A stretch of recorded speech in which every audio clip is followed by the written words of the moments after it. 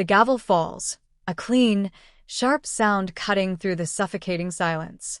It's not loud, not like you see in movies, but in this room, weighted with secrets and betrayal, it feels like thunder. My breath catches, held tight in my chest for what feels like an eternity. Across the aisle, he sits, my husband or the man who is my husband. His face is a mask of forced calm, practiced indifference. He's good at that. He's had years of practice, perfecting the art of looking you in the eye while dismantling your life piece by piece. The air conditioner hums, a relentless, mechanical drone, the only other sound besides the frantic pounding in my own ears. My hands, clasped tight in my lap, are slick with sweat. My lawyer, a woman whose calm confidence has been my only anchor in this storm, gives my knee a brief, reassuring squeeze. Her expression, usually serene, holds a flicker of something I haven't seen there before. Anticipation? Pity? Triumph? I can't tell. All I see is him, across the divide, the architect of this ruin, waiting for the final word, the one he thinks will be the end of me. He thinks he's won. He thinks his lies, his manipulation, his grand theft have paved his path to freedom and a soft landing. He has no idea, absolutely no idea what's coming next. Let me know where you're watching from and what time it is. And if you haven't already, please subscribe. It helps me more than you know to share these stories. Before the gavel, before the sterile courtroom air and the quiet hum of imminent disaster, there was comfort. A quiet life. Secure. Predictable, in the best possible way. I had a trust. Not some obscene, generational wealth, but enough. Enough left by my grandmother, a fiercely independent woman who didn't trust banks or men. Bless her soul. She'd built it herself, brick by careful brick, and stipulated it was for my security. My future. My peace of mind. It sat there, managed by a reputable firm, a silent guardian in the background of my life. My husband, David, knew about it, of course. We were married. We shared everything, or so I believed. He had his career, successful enough, providing well for us. My trust wasn't needed for daily expenses, not for bills or groceries, or even our comfortable home. It was meant for, well, for the unexpected. For old age. For the what-ifs life inevitably throws at you. It was my bedrock. And David, with his easy smile and reassuring touch, he was my partner. We built a life on trust. Not just the financial kind. The real kind. The kind where you believe the person sleeping next to you has your back, always. I didn't worry about money. He handled the finances, the investments, the grown-up number stuff. It made sense. He was good at it. Analytical. I was good at making a house a home, at the softer edges of life. We were a team. A solid unit. My desire? Simple. Peace. Stability. Growing old together in that comfortable rhythm we'd established. It wasn't exciting, maybe, but it was safe. It felt like coming home every single day. A quiet harbor in a sometimes stormy world. That trust, it wasn't just money. It was the promise of that future, the security blanket knitted by my grandmother's foresight. It meant I'd never be dependent, never be truly vulnerable. It was freedom, quiet and assured. It allowed me to live, to love, to breathe easy, knowing a part of me was untouchable, a sanctuary against potential hardship. The numbers in the account were abstract, a digital figure on a statement I barely glanced at, trusting David implicitly to manage the household finances built on the foundation of his income and that secure reserve. I knew the balance roughly. It was a comfort just knowing it was there. A soft mattress beneath the tightrope of life. The first crack in the foundation was small, almost imperceptible. A statement arrived, addressed to David, from a bank I didn't recognize. It was thin, just a summary. But the numbers, they didn't look right. A large outflow, labeled vaguely. I asked him about it, casually. He shrugged it off. Said it was a business expense, a quick transfer that didn't pan out. His eyes didn't meet mine. Just a flicker. A subtle shift in his posture. I pushed it aside. He handled the money. It was probably nothing. Just my overthinking. Then there were the late nights. More frequent. Stress at work, he said. Big deal coming up. The phone calls he took outside, voice low. Just noisy in the house, he explained, didn't want to wake me. Each instance, a tiny pinprick. Easy to dismiss. Easy to rationalize away when you trust completely. When you don't want to believe anything is wrong. You twist your own perception to fit the comfortable narrative. Maybe he was stressed. Maybe the house was noisy. Maybe I was being difficult. Suspicious. That's what he'd imply, gently, if I ever pressed too hard. A sigh. Honey, you worry too much and I'd feel guilty. Pull back. Reassure myself. Everything was fine. It had to be fine. The pinpricks became harder to ignore. The missing money wasn't a one-off transfer. It was a pattern. Glancing at online statements I suddenly felt compelled to check, I saw more large withdrawals, again vaguely labeled, often transferred to accounts I didn't recognize. Not business accounts I knew. Personal accounts? And the amounts, they were significant. Not enough to drain the trust immediately, but enough to raise a blaring alarm in my gut. Enough to make the blood run cold. I confronted him, harder this time. No more casual questions. My voice was tight, trembling slightly despite my attempt at composure. I held the printouts, the stark numbers damning him silently. He exploded. Not with anger, not at first. With righteous indignation. How dare I? How dare I question him? After all he did for us? He accused me of spying, of not trusting him, of trying to control him. He twisted it, making me the villain for noticing the disappearing funds. It was a masterful performance. He turned my fear into my fault. For a moment, a sickening, disorienting moment, I almost believed him. Maybe I was crazy. Maybe I was misinterpreting everything. But the numbers didn't lie. And the look in his eyes, when the performance faltered for a split second, wasn't indignation. It was fear. Raw, animal fear. And something else. Something cold. Calculating. That was the first time I felt truly unsafe. Not just worried about money, but physically, emotionally unsafe in my own home, with my own husband. He retreated, stonewalled, refused to discuss it further. The air in the house became thick with unspoken accusations and icy silence. I started sleeping in the guest room. The gap between us widened into a chasm. My early attempts to bridge it, to understand, to reason with him, crashed against his wall of denial and counter-accusations. It was like trying to negotiate with a ghost. He was there, but utterly unreachable, hidden behind layers of lies. I was adrift, alone in a life I thought was shared. The gaslighting intensified. Every conversation circled back to my supposed mistrust, my paranoia. He'd belittle my concerns, call them silly, suggest I was imagining things. Meanwhile, the money continued to vanish, larger sums now, bolder transfers. I started digging deeper, furtively, late at night after he was asleep, sifting through his desk, his computer files. What I found wasn't a simple mistake, a bad investment. It was calculated, deliberate. The money from my trust was being moved, siphoned off, sent to accounts with names I didn't recognize. One name appeared repeatedly, Celeste. The amounts corresponding to Celeste were staggering. My blood ran cold. Who was Celeste? A business partner? No business of David's required transfers of this magnitude to a personal name.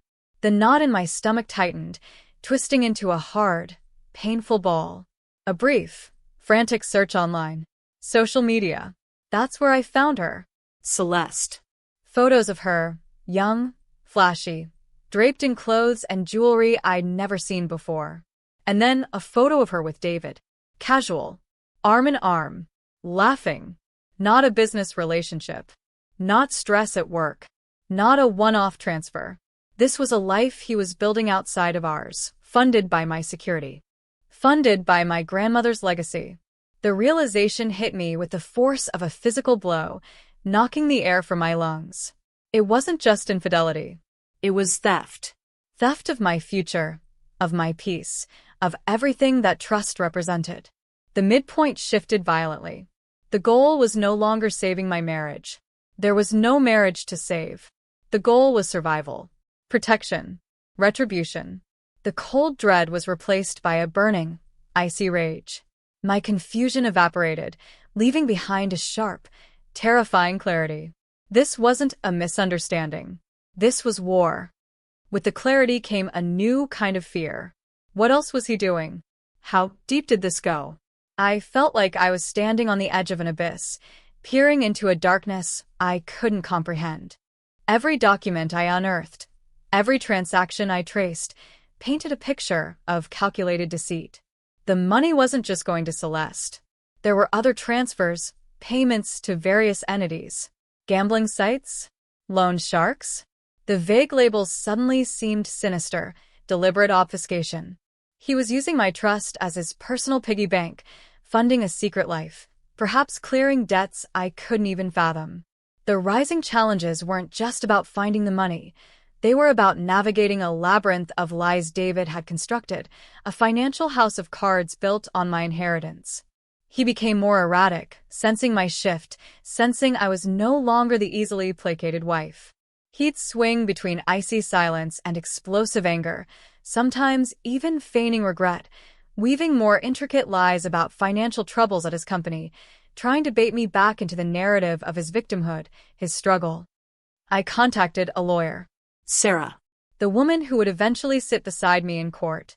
Meeting her felt like stepping into a different world, a world of facts, evidence, and strategy, far removed from the emotional chaos of my home. I laid it all out. The statements, the transfers, the name Celeste, the gut-wrenching realization of his betrayal. Sarah listened patiently, her expression grim. When I finished, she didn't offer platitudes. She spoke in plain, unvarnished terms. This wasn't just infidelity. This was potentially fraud, theft. Untangling it would be complex. He had buried the trail deep. Money moved from the trust to our joint accounts, then to other accounts, then to Celeste, then elsewhere. A deliberate attempt to muddy the waters. My trust was protected, in theory, but David, as my husband and with access granted over the years for supposed joint financial management, had found loopholes, manipulated access. The amounts were staggering. My gut had been right. He had systematically siphoned off a significant portion of my safety net. The lawyer's fees alone were terrifying.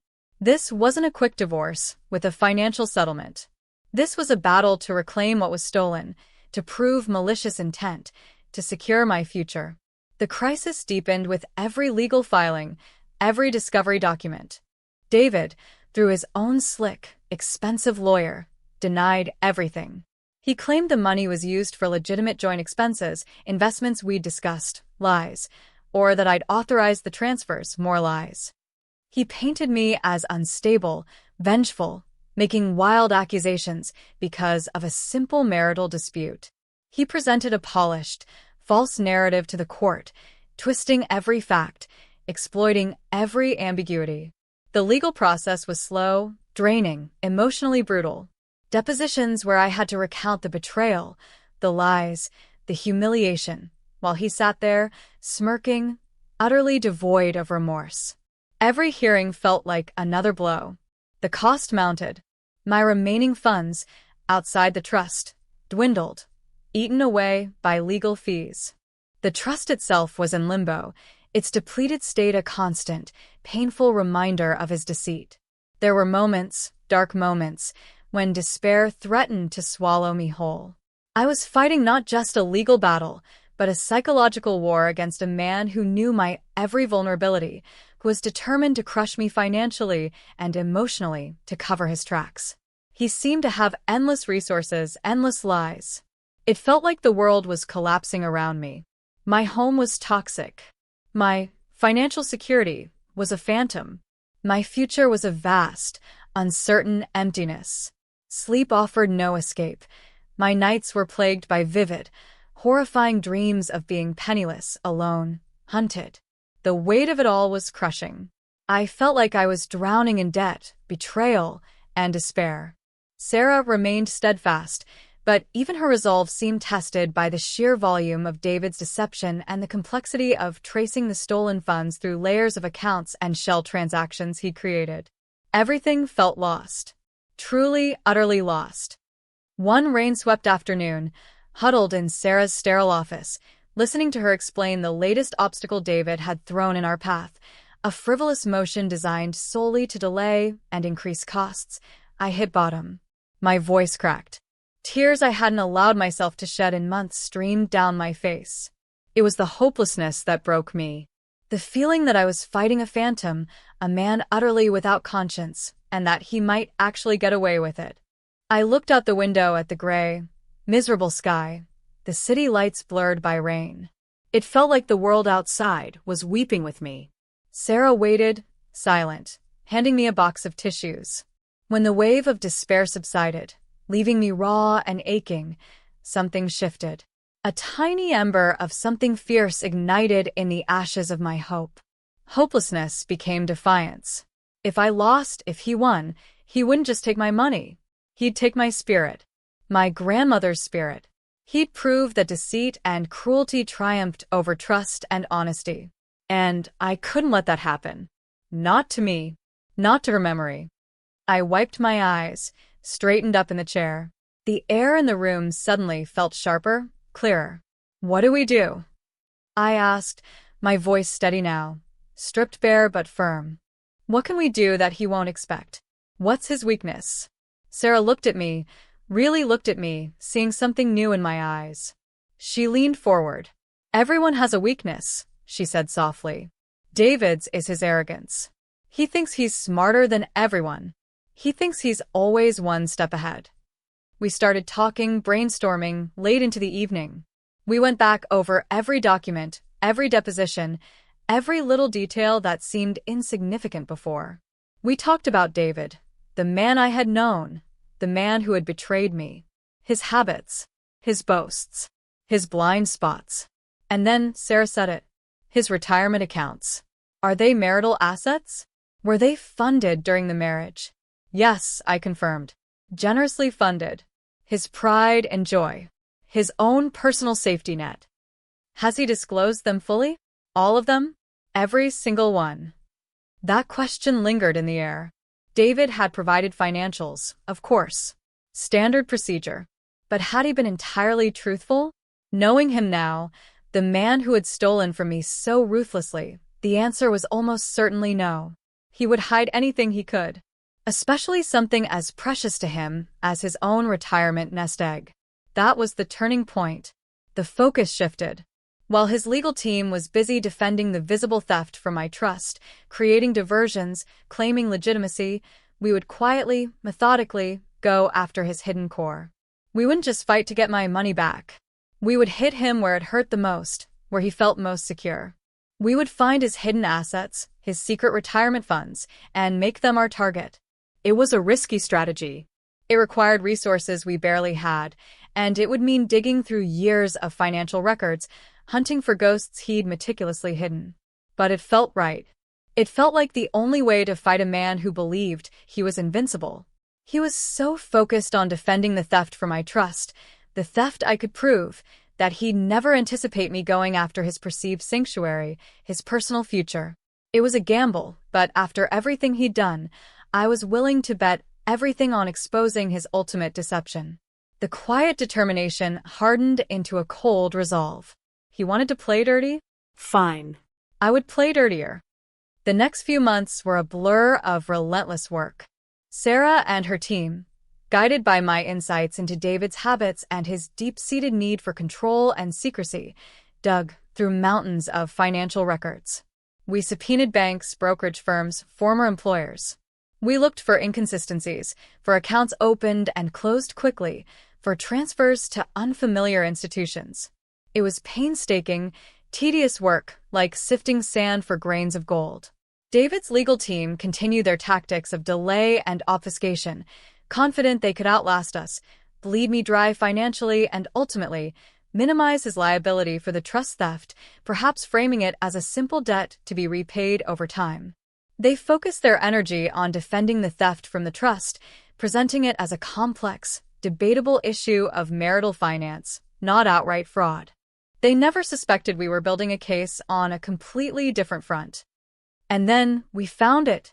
Not one hidden account, but several. Offshore accounts. Accounts under corporate names I'd never heard of, linked through a convoluted chain of transactions and shell entities. Retirement funds he had been quietly diverting, building a separate, secret fortune for himself, a final escape hatch he'd never disclosed. These weren't marital funds. They were funds he had actively hidden from the marriage while he was stealing from my trust. The paper trail was complex, designed to be impenetrable, but Sarah's team, with a forensic accountant working alongside them, painstakingly pieced it together. It was a masterpiece of financial deception, built by a man who was terrified of losing his own wealth, even as he recklessly gambled away mine and my grandmother's legacy.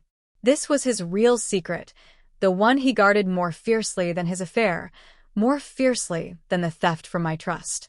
This was his true vulnerability. The day of the hearing arrived. The gavel sound still echoed in my ears, though that was just the beginning. We were deep into the complex legal arguments surrounding the trust theft.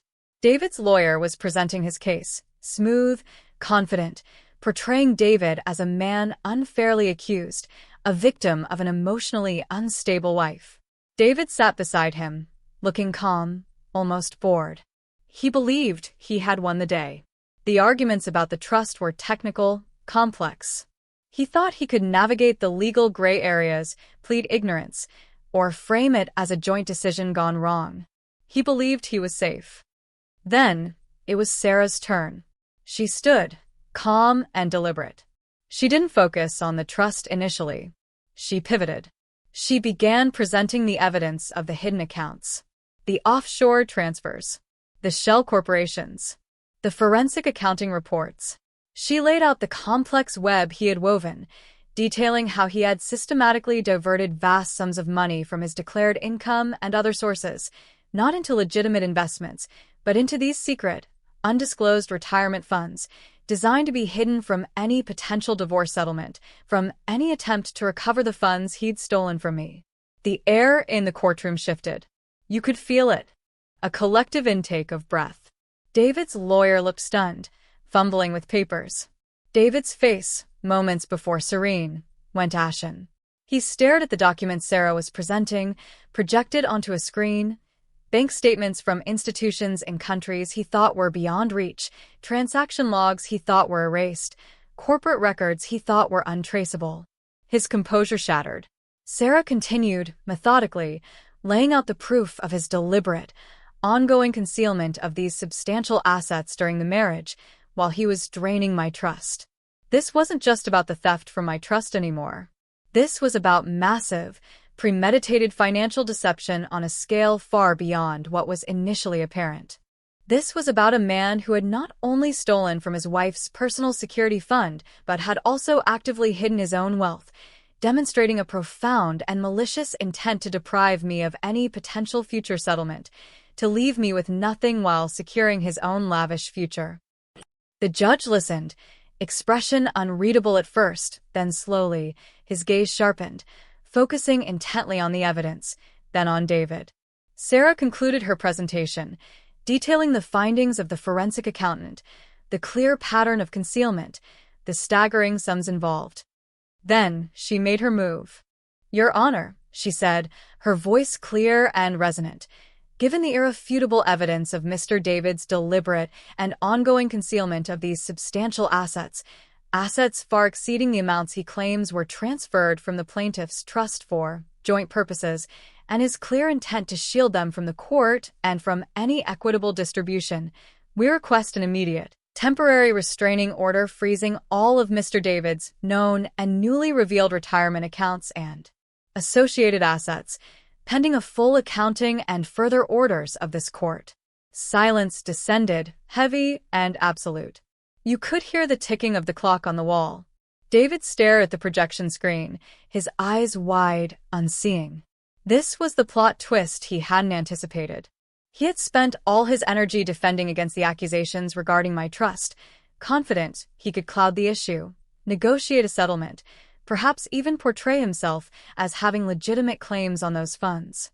He never, in his wildest calculations, imagined I would uncover his own hidden fortune, his private escape fund, and used that as the leverage, the irrefutable proof of his ultimate deceit and malicious intent. He was blindsided, completely and utterly blindsided. The judge looked from the screen to David, then back to Sarah. He tapped his pen against the bench. Slowly, deliberately, he spoke.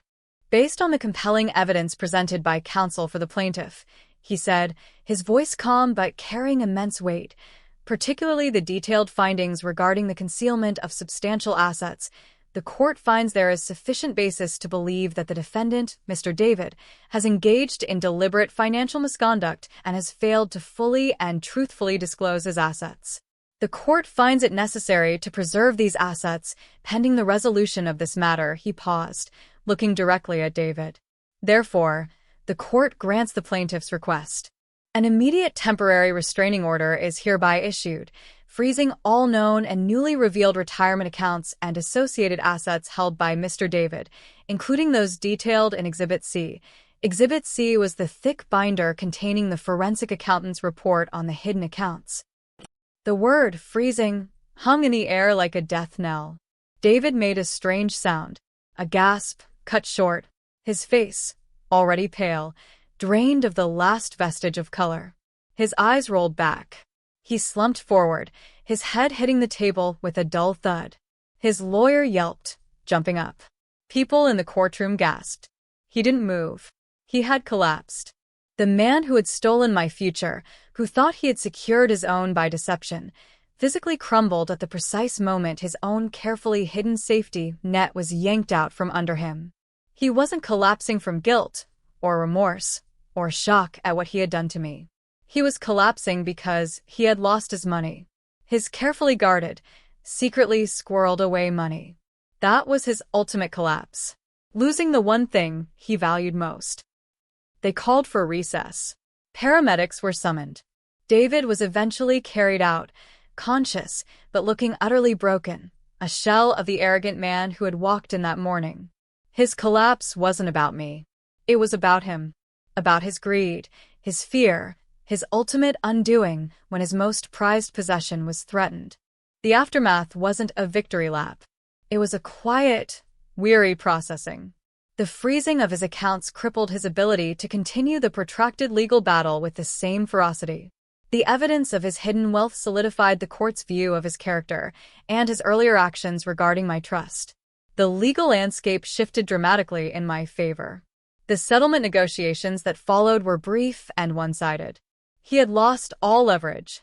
The discovery of the hidden accounts and their subsequent freezing was more powerful than any argument we could have made solely about the trust. He was forced to concede, not just on returning the funds for my trust, but on a settlement that reflected the full scope of his financial deception and the damage he had caused. I got my money back. Not just the amount stolen, but a significant portion reflecting the damages, the legal costs, and a recognition of his egregious conduct. The settlement was reached quickly after his collapse, a stark contrast to the drawn-out war he had intended. The trust was replenished, scars visible but healing.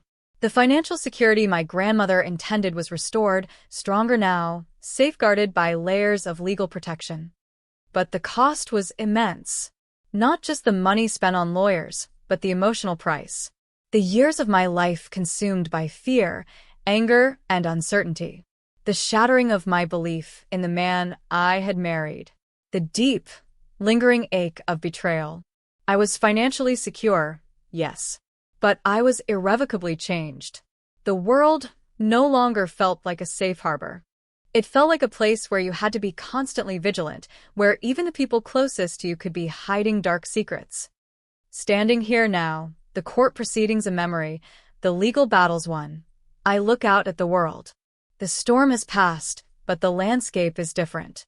My home is quiet, no longer thick with lies, but empty in a different way. The trust sits there, a silent promise. It's not just money anymore. It's a symbol of resilience, of foresight, and of a battle fought and won. David lost everything. Not just the money he tried to hide, but his reputation, his freedom. Limited legal actions were taken against him later based on the fraud, and his carefully constructed facade.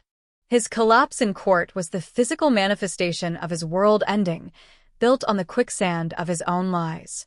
Mine was rebuilt, slowly, painfully, but on a foundation of truth, however harsh that truth was.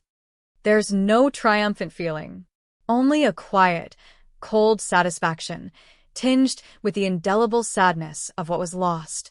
The trust remains, a guardian against the unexpected, and now I am its guardian too. I understand its value in a way I never could before. It's not just about not being dependent. It's about standing on your own 2 feet, beholden to no one, especially not a man who would steal your breath while you slept. The future is uncertain, but it is mine. And that, more than any amount of money, is true freedom. If this story hit close to home, I'd love to hear your version. Drop a comment with where you're listening from and what time it is. Thanks for being here. Subscribing helps bring more of these to life.